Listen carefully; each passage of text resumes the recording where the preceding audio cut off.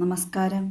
+2 വിദ്യാർത്ഥികളായ ചേട്ടന്മാരെ +1 വിദ്യാർത്ഥി ചേട്ടാ എന്ന് വിളിക്കാത്തതുകൊണ്ട് ആ കുട്ടിയെ അതിക്രൂരമായി റാഗ് ചെയ്തിരിക്കുന്നു. കോട്ടയം കളത്തിപ്പടിയിലാണ് സംഭവം. പത്തനംതിട്ട സ്വദേശിയാണ് റാഗിങ്ങിന് ഇരയായ കുട്ടി. സ്കൂൾ ഹോസ്റ്റലിൽ വെച്ചാണ് റാഗിങ് നടന്നിട്ടുള്ളത്. ഇരയായ കുട്ടി ബ്രദർ എന്ന് അഭിസംബോധന ചെയ്തത് സീനിയർ ചേട്ടന്മാർക്ക് ഇഷ്ടപ്പെട്ടില്ല.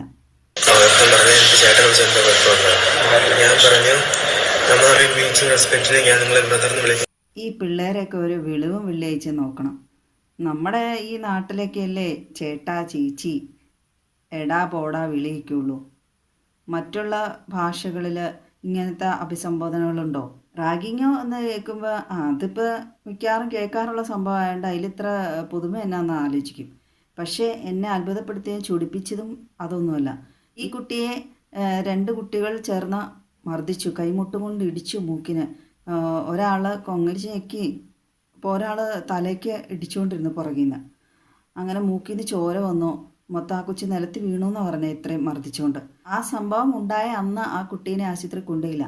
ആ കുട്ടിയുടെ പിതാവ് വിദേശത്താണ്. ആ പിതാവ് അവിടെ നിന്ന് നിരന്തരം ആവശ്യപ്പെട്ടത് പ്രകാരമാണ് പിറ്റേ ദിവസമാണ് അത്രയും പരിക്കുപറ്റിയ ആ കുട്ടീനെ സ്കൂൾ അധികൃതർ ആശുപത്രിയിൽ എത്തിക്കുന്നത്. ആ ആശുപത്രിയിൽ കൊണ്ടുപോകുന്ന വഴിക്ക് ഈ കുട്ടീനെ അവർ ഭീഷണിപ്പെടുത്തുവാണ്. കുഞ്ഞിനെ ആദ്യം ഹോസ്പിറ്റലിൽ കൊണ്ട് കാണിച്ചിട്ട് ടെസ്റ്റ് ചെയ്യണമെന്ന് പറഞ്ഞു. ഹോസ്പിറ്റലിലേക്ക് കൊണ്ടുപോകുന്നതായ സമയത്ത് എൻ്റെ മോനോട് പറഞ്ഞു, ഇത് ബോൾ കൊണ്ടാന്ന് പറയണം, മൂക്കിന് ബോൾ കൊണ്ടെന്ന് പറയണം, അല്ലെങ്കിൽ കേസാകും, നിന്നെ പിടിച്ചകത്തിടുമെന്ന് കുഞ്ഞിനെ പറഞ്ഞ് പേടിപ്പിച്ചിരുന്നു. അപ്പം അവരെ സ്കൂളുകാരെന്ന് നമുക്ക് വിളിക്കാൻ പറ്റുമോ? എങ്ങനെ നമ്മൾ അവരെ അധ്യാപകരെയൊക്കെ ആയിട്ട് കണക്കാക്കും? 10 കുട്ടികളെ ചുറ്റിലും വേറെ നോക്കിക്കൊണ്ട് നിന്നു. അപ്പം ഈ പിള്ളേരെ നമ്മൾ പിള്ളേരെന്നോ കുട്ടികളെന്നോ ഒന്നും അഭിസംബോധന ചെയ്യാൻ കഴിയില്ല എന്ന് തന്നെ പറയേണ്ടി വരും. കാരണം ക്രൈം എപ്പോഴും ക്രൈം തന്നെ ആയിരിക്കുമല്ലോ. അതിപ്പോൾ കുട്ടി ചെയ്താലും വലിയ ആൾക്കാർ ചെയ്താലും. അതായത് ഇരയാക്കപ്പെടുന്ന ആൾ അനുഭവിക്കുന്നത് ഈ കുറ്റവാളികൾ ചെയ്യുന്നതിൻ്റെ ആ ഫലം, അനുഭവിക്കുന്ന ഫലം ഒന്നല്ലേ? ആ സ്കൂൾ അധികൃതർ നടത്തുന്ന സ്ഥാപനം അതിനെ സ്കൂളിൽ നിന്ന് വിളിക്കണോ അതോ ഗുണ്ടകളുടെ വല്ല സ്ഥാപനം എന്ന് വിളിക്കണോ? പ്രത്യേകിച്ച് പൈസ കൊടുത്ത് പഠിക്കുന്ന സ്കൂളുകളാണെങ്കിൽ അവർ ആ സ്കൂളിന് പേരുദോഷം വരുമെന്നും പറഞ്ഞിട്ട് ഒരു കാരണവശാലും വിരുദ്ധപ്പെട്ട സ്വഭാവമുള്ള കുട്ടികളുടെ അവരെ ആ വൈകൃതങ്ങൾ പേരൻസിനെ അറിയിക്കാമെന്ന് വെച്ചിട്ടുണ്ടെങ്കിൽ എന്ത് ചെയ്താൽ ആ സ്കൂൾ അധികൃതരും അവിടെ ജോലി ചെയ്യുന്നവർ ആരും സമ്മതിക്കില്ല. അങ്ങനെയുള്ള സ്കൂളുകൾക്ക് എപ്പോഴും അവരുടെ സ്കൂളിൻ്റെ റെപ്യൂട്ടേഷനാണ് വലുത്. കുട്ടികളുടെ ഭാവി, കുട്ടികൾ നശിക്കാതിരിക്കുക, അതൊന്നും അവരെ ബാധിക്കുന്നില്ല. വിദ്യാഭ്യാസ സ്ഥാപനങ്ങളിൽ എന്തെങ്കിലും പ്രശ്നം ഉണ്ടായിട്ടുണ്ടെങ്കിൽ ആ സ്ഥാപനത്തിൽ മറ്റുള്ള കുട്ടികൾക്കും അത് ബാധിക്കുമല്ലോ. റാഗിങ്ങിന് ഇരയാക്കപ്പെട്ട ഈ കുട്ടിയോട് ആ സ്കൂൾ അധികൃതർ ഭീഷണിപ്പെടുത്തുവാണ്. ആ ചെയ്തത് ഒട്ടും ശരിയായില്ല. ആ കുട്ടിക്കും മാനസികമായ ബുദ്ധിമുട്ടുണ്ടാക്കില്ലേ? ശാരീരിക ബുദ്ധിമുട്ട് വേറെ, ഈ പിള്ളേരെ ഉപദ്രവിച്ചതിൻ്റെ. അതും പഠിക്കാൻ വേണ്ടിയല്ലേ അവിടെ വന്നേക്കണത്. ഈ ഗുണ്ടകൾ എന്ന് പറയുന്ന ആവറ്റകൾക്ക് മാത്രം അവിടെ പഠിച്ചാൽ മതിയോ? എന്തിനാ റാഗ് ചെയ്ത ഗുണ്ടകളെ അവിടെ നിന്ന് സസ്പെൻഡ് ചെയ്യണം? എന്തുകൊണ്ട് അവിടെ നിന്ന് പിരിച്ചു വിട്ടുകൂടാ പിള്ളേരെ? എന്തിനാണ് അങ്ങനെ ക്രിമിനൽസ് ആയിട്ടുള്ള കുട്ടികൾക്ക് വിദ്യാഭ്യാസം കൊടുക്കണം? അവനൊക്കെ വിദ്യാഭ്യാസം ചെയ്ത് ഭാവി തലമുറയിലേക്ക് എത്തിപ്പെടുമ്പോൾ എങ്ങനെ അവനുമായിട്ട് പെരുമാറുന്നവരുടെയൊക്കെ അവസ്ഥ? ഇപ്പോഴേ ഇതുപോലെ ക്രിമിനൽ ബുദ്ധിയാണെങ്കിൽ റാഗിങ്ങിന് ഇരയാക്കപ്പെട്ട കുട്ടിയുടെ ബന്ധുക്കൾ ആ സ്കൂളിൽ ചെന്ന് അവരോട് കാര്യങ്ങൾ അന്വേഷിക്കുമ്പോൾ ആ സ്കൂൾ അധികൃതർ അവരെ കേൾക്കാനോ ഒന്നിനും തയ്യാറായില്ല. അതെന്തുകൊണ്ടാണ്? അവർ ഗുണ്ടകളെയാണോ പ്രോത്സാഹിപ്പിക്കുന്നത്? റാഗ് ചെയ്ത കുട്ടികൾ ആ ഇരയാക്കപ്പെട്ട കുട്ടീനെ CCTV ഇല്ലാത്ത ഭാഗം നോക്കി കൊണ്ടുപോയി ടോയ്ലറ്റിൽ കൊണ്ടുപോയാണ് ആ കുട്ടീനെ ആക്രമിക്കുന്നത്. ഒന്നാമത് പിള്ളേർ പുതിയ സ്കൂളാണ്, പുതിയ ക്ലാസ്സാണ്, +1 അഡ്മിഷൻ കിട്ടി വന്നു. അവർക്ക് അതിനോട് തന്നെ പൊരുത്തപ്പെട്ടു വരാൻ കുറച്ച് സമയമെടുക്കും.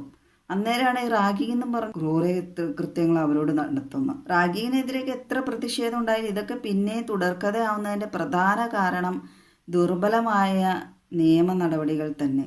കാരണം ജുവനൈൽ ജസ്റ്റിസ് ആക്ട് പ്രകാരം കുട്ടികൾക്കറിയാം അവർ ഒരു ചുക്കും ചുണ്ടാകുമ്പോൾ ചെയ്യില്ലെന്ന്. അവർക്ക് ശിക്ഷ എന്ന് പറയുന്നത് നല്ല ബിരിയാണി, സുഖസൗകര്യം, ആൾക്കാരുടെ പ്രതിഷേധം ഉണ്ടെങ്കിൽ നല്ല പ്രൊട്ടക്ഷനോട് കൂടി അവർക്കെല്ലാം പിന്നീട് ജീവിതം നല്ല സുഖമായിട്ട് ജുവനൈൽ ജസ്റ്റിസ് ഹോമിൽ കഴിയാം. പണ്ട് അങ്ങനെ ഒരു ജുവനൈൽ ജസ്റ്റിസ് ആക്ട് പ്രകാരം പിള്ളേർക്ക് ദുർബലമായ ശിക്ഷ ഉണ്ടാക്കാൻ കാരണം അന്നത്തെ കുട്ടികൾ അങ്ങനെയായിരുന്നു.